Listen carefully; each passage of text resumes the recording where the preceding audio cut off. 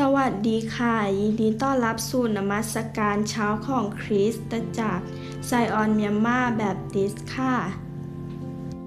စီအောင်မြန်မာနေချင်းခရင်အသင်းတော်မဟာချိုင်မနနဲ့အာယုံကိုကွယ်ကိုပြုခြင်းအစီအစဉ်မှာဂျာနာဖို့ရင်အတွက်နှုတ်ကပတ်တမန်ကျမ်းစာတစ်ပိုက်ကိုဖတ်ကြားပါမယ်ဒေသနာကျမ်းအခန်းကြီး၄အငယ်9လူသည်တယောက်တည်းထက်နှစ်ယောက်သာ၍ကောင်း၏ကြိုးစားအားထုတ်လျင်ကောင်းသောအကျိုးကိုရတတ်၏ဘဝမှာနေတဲ့အခါမှာတယောက်တည်းနေလို့မရပါဘူးလောကမှာနေတဲ့အခါမှာတငယ်ချင်းမိတ်ဆွေအပေါင်းအသင်းဆိုတဲ့ဒီနေ့ဒီတို့တိုင်ပင်ဖို့ရအတွက်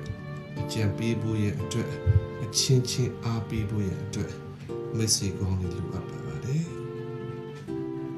ဒေသနာကျမ်းမှာဒေသနာဆရာကလူကတယောက်တည်းနေတာထက်နှစ်ယောက်သာ၍ကောင်းတယ်ကြိုးစားအားထုတ်လို့ကောင်းသောအကျိုးကိုရတတ်၏ဒီနေ့တယောက်တည်းလဲလို့ရှိရင်ထူမဲ့သူမရှိဘူးကိုထူမှကိုထားရတယ်ဒါမဲ့နှစ်ဦးရှိတဲ့ခါကျတော့တူလဲတူထူလို့ရတယ်သူပြေလဲကိုထူကိုလဲကိုထူဆိုတဲ့အပြန်လည်နားလည်ခြင်းအပြန်လည်အားပေးခြင်းအပြန်လည်ဖိမခြင်းဆိုတဲ့ဒီစာနာတရားတွေကဘဝတတမှာလူဘဝတတရှောင်းတဲ့အခါမှာအင်မတန်မှငြိမ်းချမ်းစေတယ်အင်မတန်အားရှိစေပါတယ်။တော့ကိုလောကမှာနေတဲ့အခါမှာကျွန်တော်ကိုနဲ့တင့်တော်ရမိတ်ဆွေတကယ်ချင်းအပေါင်းအသင်းတရားတွေကိုဖွဲ့ပြီးတော့ကြိုးစားအားထုတ်လေတာ၍ကောင်းတဲ့အကျိုးကိုရတဲ့ဆိုတဲ့အတိုင်းပဲတယောက်တည်းအကျံထက်နှစ်ယောက်အကျံဆွေးနွေးတဲ့အခါမှာတိုင်ပင်တဲ့အခါမှာနှစ်ယောက်အကျံထက်သုံးယောက်အကျံတိုင်ပင်တဲ့အခါကျတော့အင်မတန်မှ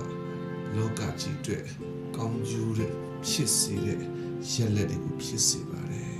။သုံးလုံးတင်တဲ့ကျိုးကမပြတ်တယ်ဆိုတဲ့အတိုင်းပဲကျွန်တော်ဘဝတတမှာရှောက်တဲ့အခါမှာကျိုးများလေတာရေးခိုင်တဲ့ကဲ့သို့ကျွန်တော်တယောက်ဒီထဲလောကကြီးထဲမှာထီကြံမနေပဲနဲ့စုပေါင်းပြီးတော့တင်တော်သောမိတ်ဆွေများကိုဖွဲ့ပြီးတော့လောကကြီးထဲမှာသက်ဆိုင်ရရှိတဲ့လုပ်ငန်းဆောင်တာများကိုကောင်းမှုစွာလုပ်ကိုင်ခြင်းအဖြစ်လောကကြီးကိုကောင်းသောအကျိုးရလဒ်များဖြစ်ပါစေကြောင်းဒီနေ့ငယ်ဝင်လာပါတယ်ကောင်းသောမိတ်ဆွေတင်ခြင်းများမိမိတို့အသက်တာတွင်ရရှိပိုင်ဆိုင်နိုင်ပါစေရသခင်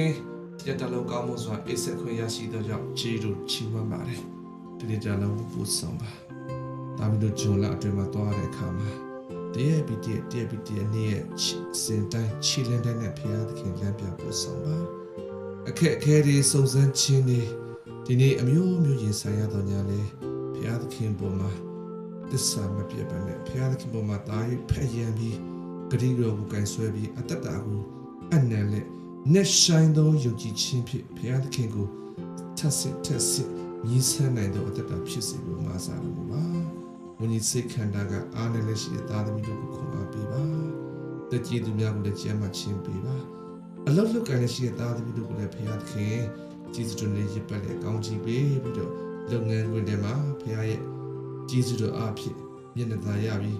ကောင်းချီးမနာဖြစ်စေဖို့မှာစားပါ။တလက်များလူငယ်များမှအစားခရစ်တော်များအားလုံးမှာစာပြခဲ့တဲ့တော်မရှိတဲ့သူတွေအားလုံးကောင်းချီးပေးပါဒီတာလို့ဆောင်မဲ့လုံဆရာများကိုအနံ့ပါတယ်ဘုရားခင်တူပါရှိပါနည်းနည်းအချိန်မှနေ့လည်နေဝမှုချုပ်တဲ့အောင်ဘုရားခင်လမ်းပြပါမိကြောင်းခင်ရှုခတ်တော်ဖျားနာမနဲ့ဣနိဒတေကိုခရစ်ရှင်တော်ဝစက္ကအနံဆုတောင်းကြပါဖဘုရားခင်အာမင်အဖဘုရားခင်မြတ်တော်သခင်ရှုခတ်ရဲ့ကြီးစွာတော်တန်ရှင်သောဝိညာဉ်တော်ဖျားရဲ့မိသားဖွဲ့ခြင်းသည်အသင်သမရှိတဲ့အသင်တို့သားများမိထိုင်နိုင်ငံမှာရှိတဲ့မြန်မာပြည်သူပြည်သားများကြိုကျမတို့အားလုံးတို့အပေါ်သို့ယခုမှစ၍ကာလအစဉ်မြဲတက်ရောက်တည်ရှိတည်နေပါစေသောအာမင်